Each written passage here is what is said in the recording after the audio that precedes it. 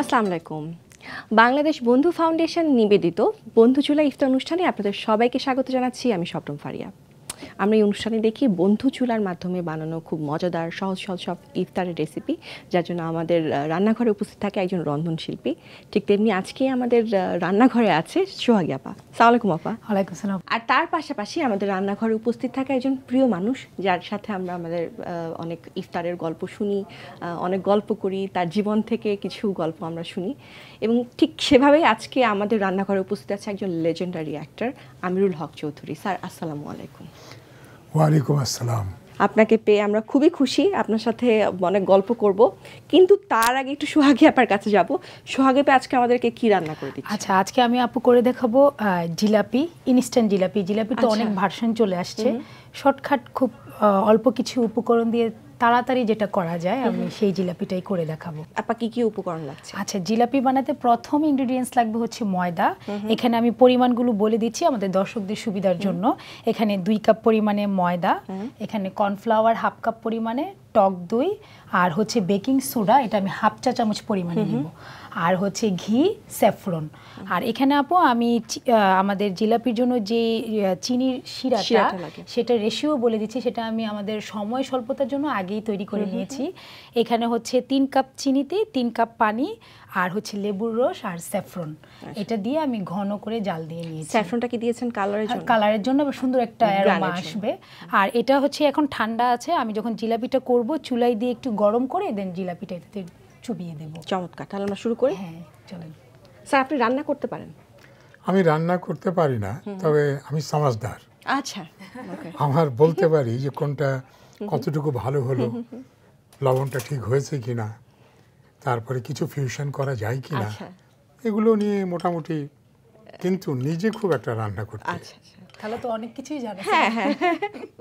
Sir ছোটবেলার ইফতার আর এখনকার যে ইফতার, এই দুটোর মধ্যে পার্থক্য কি?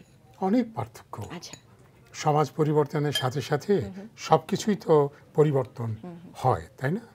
তো সেরকমভাবে আমাদের এই বাংলাদেশটা আমাদের ছেলেবেলাতে বেশিরভাগই শহর কম ছিল, নগর জীবনটাই কম ছিল, গ্রামের জীবনটা অনেক বেশি ছিল। তো সেই জায়গাটাতে এই যে জিলেপিটা, ধরো এখান থেকে শুরু করি, এই জিলেপিটা হতো কি, হাটে খুব গুড়ের জিলাপি হতো। আচ্ছা, হ্যাঁ, গুড়ের জিলাপি হতো, একটু মোটা সাইজের। হ্যাঁ, মানুষ মুড়ি দিয়ে খেতে খুব পছন্দ করতো। এখন তো ধরো এই যে জিলেপির মধ্যে স্যাফরন দিচ্ছে, তাই না? এই সমস্ত অনেক কিছু চলে এসছে সমাজ পরিবর্তনের সাথে সাথে। স্যাফরনটা আগেও ছিল, এগুলো যেখানে বেশি চলে, যেরকম জিলেপিটা এসছে লখনৌ থেকে, তারপরে হায়দ্রাবাদ থেকে, এবং এটা সেন্ট্রালাইজ হয়েছে দিল্লিতে। এগুলো শুকনো মিষ্টি, বাংলার খুব শুকনো মিষ্টি ছিল না। আমাদের রসগোল্লা আমাদের, সাদা সন্দেশ আমাদের। তো সুতরাং জিলেপিটাও এখন কিন্তু আমাদের। বাতাসা, জিলেপি, গুড়ের বাতাসা, লাল বাতাসা।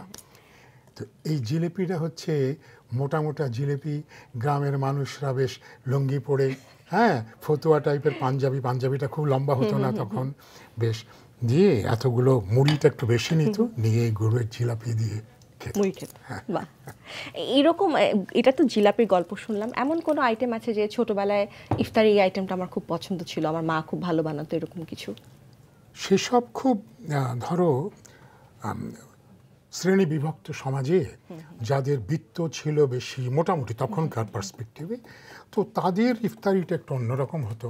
সাধারণ মানুষের ইফতারিটা একটু ভিন্ন হতো। যেমন অনেক মুড়ি নিল, একটু ছোলা সিদ্ধ, হ্যাঁ, এখনকার মতো ছোলা এই সেই সেই অত কিছু না, লবণ দিয়ে তেল দিয়ে একটু সিদ্ধ করে নিয়েছে সামান, তারপরে তোমার একটু মরিচ টরিচ ইয়ে করে দিল, এটা নিয়ে সব বড় বড় লোকমা করে এগুলো খেলো। ওই যে বললাম জিলিপি, খুব যে 5টা জিলিপি খেয়ে ফেলছে ওরকম সঙ্গতি না, ওই একটু ভেঙে একটা খাচ্ছে, 1.5টা খাচ্ছে, এরকম ভাগে ভাগে ভাগে ভাগে, এটা সাধারণ ছিল।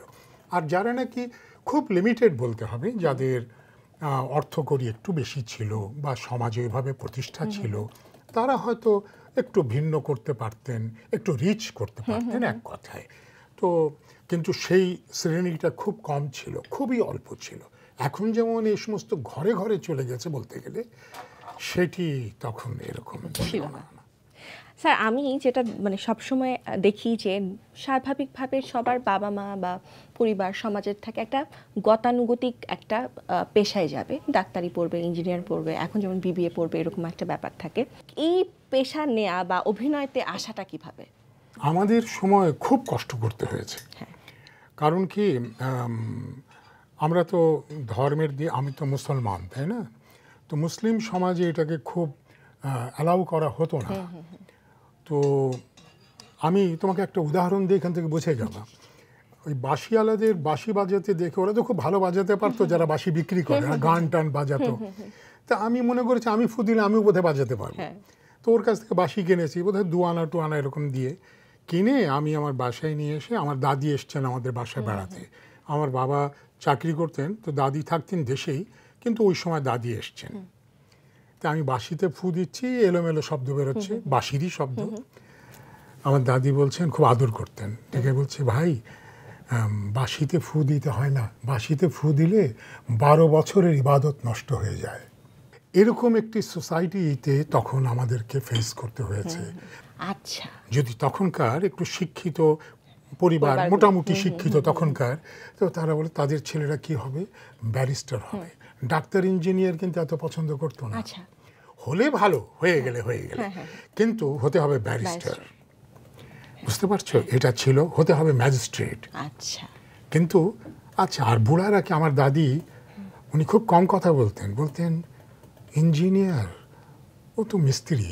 ও আচ্ছা, ঠিকঠাক করে। হ্যাঁ, হ্যাঁ, আর ডাক্তার না না, ও তো হচ্ছে ওই মুচি বা এরকম ডোম টোম এরকম জাতি। মানে এটা হচ্ছেন ওনাদের কারণ। তাহলে কি হবে, হচ্ছে ম্যাজিস্ট্রেট, ডিস্ট্রিক্ট ম্যাজিস্ট্রেট। আচ্ছা, তখন কিন্তু ডিসি একটা বিরাট ব্যাপার ছিল, মানে একটা উদাহরণ ছিল ডিস্ট্রিক্ট ম্যাজিস্ট্রেট। এখন তো এটা মানে আমরা বুঝতে পারছি যে একটা ডিসি র্যাঙ্কের, তারপর জয়েন্ট সেক্রেটারি, তারপর অ্যাডিশনাল সেক্রেটারি, তো ওই সমস্ত তো না, ডিস্ট্রিক্ট ম্যাজিস্ট্রেট। 18টা ডিস্ট্রিক্টে 18টা ডিসি, পরে এটা ডিসি হলো ডিপটি কমিশনার, পরে আগে ছিল ডিএম, ডিস্ট্রিক্ট ম্যাজিস্ট্রেট। তো সুতরাং তো শিক্ষিত, মোটামুটি শিক্ষিতদের মধ্যে এটা ছিল। আর সাধারণ মানুষরা এটা নিয়ে তাদের জীবন জীবিকার স্ট্রাগলটা খুব কঠিন ছিল। তো এখনকার থেকে অনেক কঠিন ছিল জীবনযাপন, অনেক কঠিন জীবনযাপন ছিল। সোহাগ, আপনার কি অবস্থা? আপা, আমার হচ্ছে জিলাপির ব্যাটারটা রেডি, আর হচ্ছে এটাতে আমি জিলাপির ব্যাটারটা নিয়ে নিব। এখানে ঘি আর তেল গরম হতে দিয়েছি, এটা আমি 5 মিনিট রেস্টে রেখেছিলাম। এখন আমি এতটা লিকুইড হয় না, আমি ভাবতাম একটু ঘন হয়। না, এই যে এরকম হবে থিকনেসটা, এটা আরেকটু যখন সময় নেবে আরেকটু ঠিক হবে। আচ্ছা, আমরা দেখছিলাম আপার জিলাপি বানানোর সবকিছু, ডোটা এটার মধ্যে নিয়ে নিয়েছে, এখন আমি তেলে দিয়ে দিব। আচ্ছা স্যার, অভিনয়টা তাহলে শুরু কিভাবে? শুরুটা হচ্ছে স্কুলে। এটা আমার শুরুটা স্কুলে বলতে হবে। আমি তখন ক্লাস 3-তে পড়ি, তো স্কাউট করতাম। তো স্কাউটে আমাদের যে বয়স ছিল তখন, সেই বয়সে স্কাউটে কাবস বলে জুনিয়র সেকশন ছিল।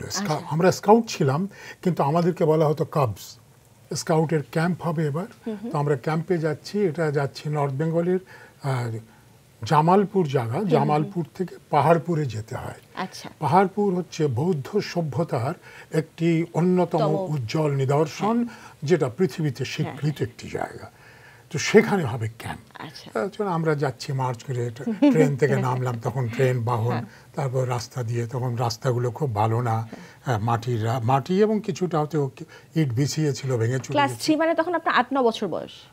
আমার বাবা একবারই ভর্তি করেছিলেন ক্লাস 3-তে, 7 বছর অতিক্রম করে 8 বছর। 8 বছর, ঠিক আছে। এবার স্কাউটে ওখানে ক্যাম্প পড়লো আমাদের। ক্যাম্প পড়াতে আমাদের রাত্রে ক্যাম্প ফায়ার হয়। তো ক্যাম্প ফায়ার অনুষ্ঠানে আমাদের স্কাউট টিচার বললেন যে তোমাকে একটা অভিনয় করতে হবে। এখন আমি তো কোনোদিন করি না, আর আমি ভয় পেয়ে গেছি। তো সবাই ক্যাম্প ফায়ারে গোল করে দাঁড়িয়ে থাকে, চারিদিক থেকে ভিড় করে, আর মাঝখানে ফায়ার হয়, ক্যাম্প ফায়ার যেটা হয় আর কি, খড়ি জ্বালিয়ে দেয়। আর ওখানে তো আমাকে বললো যে তুমি যেতে যেতে একটা খুব ক্লিষ্ট শিশু, মানে খুব কষ্ট পাচ্ছে রাস্তায়, অসুস্থ, তাকে তুলে তখন এরকম করে নিয়ে একটা গান গাইতে হবে, 2 লাইনের একটা গান। আমি তো আমার পা এরকম করে কাঁপছে, আমি আর কি অবস্থা, আমি তো জীবনে কোনোদিন করিনি, করছি। তারপরে ওটা তো করলাম, করার পরে চারদিকে যেভাবে হয় সব অনুষ্ঠানের পরেই তালি বাজে, আমারটাও বাজানো। তো পরে স্যার বললেন না ভালো হয়েছে, যাই হোক ভালো মন্দ তো বোঝার মতন অবস্থাও না। এই শুরু হলো। ঢাকায় এসে তো তোমার মঞ্চ কাজ করতাম আমরা। আপনি কোন থিয়েটারের সাথে কাজ আমি করতেন? তো আমি প্রথমে ছিলাম বহুবচনে, আচ্ছা। তারপরে আমরা নিজেরা একটা আমি করিনি, আমি ফাউন্ডার ছিলাম, সেটা হচ্ছে কথক। আচ্ছা, কথক। তো হ্যাঁ, কথকে আমি কিছু নাটকের সেমিনার করেছি। আর তোমার সিনজের the playboy of the western world এটা করেছি মঞ্চস্থ। মানিক বন্দ্যোপাধ্যায়ের প্রাগৈতিহাসিক বলে বাংলা সাহিত্যের অন্যতম শ্রেষ্ঠ গল্প, এই গল্পটির নাট্যরূপ আমি দিয়েছি এবং এটি মঞ্চস্থ করেছি। এই কাজগুলো করেছি তখন। তারপরে আস্তে আস্তে এই আমরা মঞ্চ থেকে টেলিভিশনে কিছু চলচ্চিত্র সামান্য কিছু কাজ করেছি। আবার চলচ্চিত্র হঠাৎ করে বিদেশেও সুযোগ পেয়ে গেলাম চলচ্চিত্র যাওয়া। এই সব হয়, যা হয় তাই। স্যার, এই যে মঞ্চ থেকে টিভিতে আসা, আমি বলবো যে চলচ্চিত্র আর টিভির মধ্যে মিল আছে, কিন্তু মঞ্চটা তো একদমই আলাদা জায়গা, টিভিটা আলাদা। তো টিভিতে প্রথম অভিনয় কিভাবে এবং কোনটা দিয়ে? টিভিতে এটা খুব একটা কোইন্সিডেন্স বলতে হবে। সেটা হচ্ছে যে আমি মঞ্চেই নাটক করছিলাম। পশ্চিমের সিঁড়ি, মামুনুর রশিদ সাহেব হচ্ছেন তখন, একদম স্বাধীন হয়েছে, কেবল স্বাধীন হয়েছে। তো পশ্চিমের সিঁড়ি, আমি ইয়াহিয়া খান। আচ্ছা। তো ইয়াহিয়া খান তোমার চরিত্রে করছি। আর আলো করছিলেন তখন, মঞ্চে যে আলো দেওয়া হয়, আলোটা করছিলেন মুস্তফা মনোয়ার সাহেব, বিখ্যাত শ্রদ্ধেয়, না বললে অন্যায় হবে, আমি তো মনে করি এই শ্রদ্ধেয় মুস্তফা মনোয়ার সাহেব আলো করছিলেন। আচ্ছা। তো সেখানে আমার অভিনয় দেখে তখন যত নামকরা প্রডিউসার সবাই দর্শক হিসেবে এসছেন। তারা নাটক দেখার পরই বললো যে আপনি টেলিভিশনে এসেন। তা আমার আবার অত আমি করতে পারিনি। তারপরে আমার বন্ধু বান্ধবরা সবাই, তারাও দুই একজন টেলিভিশনে চাকরি করতো, বলতো যে টেলিভিশন দেখেছে, যাও। তো গেলাম, পরে একটা নাটকের রিহার্সাল শুরু হলো।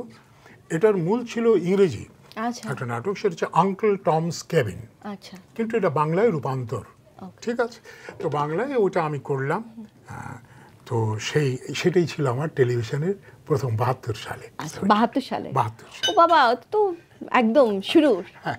আর স্যার, তো অনেকগুলো চলচ্চিত্র করেছেন টিভির পাশাপাশি। মোটামুটি, অত বেশি করি না। তো সবচেয়ে পছন্দের চলচ্চিত্র? আমার কাছে তো অ্যাজ এ অ্যাক্টর আমি মনে করি যে চলচ্চিত্র তো অনেক বড় একটা জায়গা, অনেক বড় মাধ্যম, এবং এত বড় মাধ্যম যে চলচ্চিত্র সংজ্ঞায়িত হবে এভাবে সংজ্ঞা করেছেন মহামানব, মানে চলচ্চিত্রের মহামানবরা, যে সমস্ত শিল্পের শিল্প হচ্ছে চলচ্চিত্র। সায়েন্স থেকে শুরু করে সমস্ত কিছু ওইখানে নেওয়া যায় আর কি। এই যে স্যার আপনি বললেন যে আপনি দেশের বাইরে গিয়েছেন, এরকম তো অনেক দেশে গিয়েছেন কাজের জন্য। আমাদের দেশের ক্রুজিং ছাড়া কোন দেশের খাবার আপনার সবচেয়ে ভালো লেগেছে? খাবার, শোনো, ভালো খাবার তো সবারই ভালো লাগে। জাপানে কিছু খাবার আছে, সব খাবার নয়, সব খাবার ভালো লাগে না। আমি প্রথম যখন শুনেছি যে জাপানি খাবার একেবারে কাঁচা, অমুক তমুক, ভয় পেয়ে গেছি, কিভাবে শামুক এই। কিন্তু গিয়ে আমার ধারণা পাল্টে গেছে। আমি যখন শামুকের স্যুপ খেয়েছি, তখন তো আমার কাছে মনে হয়েছে যে এত অসাধারণ স্যুপ হতে পারে। আমি জিলাপি খুব মনোযোগ দিয়ে বানাচ্ছিলাম, স্যারের গল্প শুনছিলাম, আর স্যারের হারকিপটা যে নাটকের স্যারের যে ক্যারেক্টার ছিল সেটা আমার খুব মনে পড়ছিল। আমরা তো অনুষ্ঠানের শেষে চলে এসেছি। হ্যাঁ আপু, আমাদের জিলাপি রেডি স্যারের জন্য, আপনার জন্য, আমাদের আজকের ইফতারে, এবং আমাদের দর্শকদের জন্য। স্যার, এটা আমরা আজকে ইফতারে অবশ্যই ট্রাই করবো। আমরা মুড়ি দিয়েই খাবো আগের মতো। ঘ্রাণটা তো খুব ভালো আসছে, খুব ভালো আসছে। স্যাফরনের যে স্যাফরন, ঘি, সবটা নিয়ে। হ্যাঁ, সাথে ঘি আছে। স্যার, আমরা আপনার কাছ থেকে এখানে বিদায় নিয়ে নিচ্ছি, আপনার কাছ থেকে বিদায় নিচ্ছি, এবং দর্শকের কাছ থেকে বিদায় নিচ্ছি। আজকে আমরা এখানে বিদায় নিচ্ছি, দেখা হবে আগামী পর্বে। তার আগ পর্যন্ত সবাই ভালো থাকবেন, সুস্থ থাকবেন। আল্লাহ হাফেজ।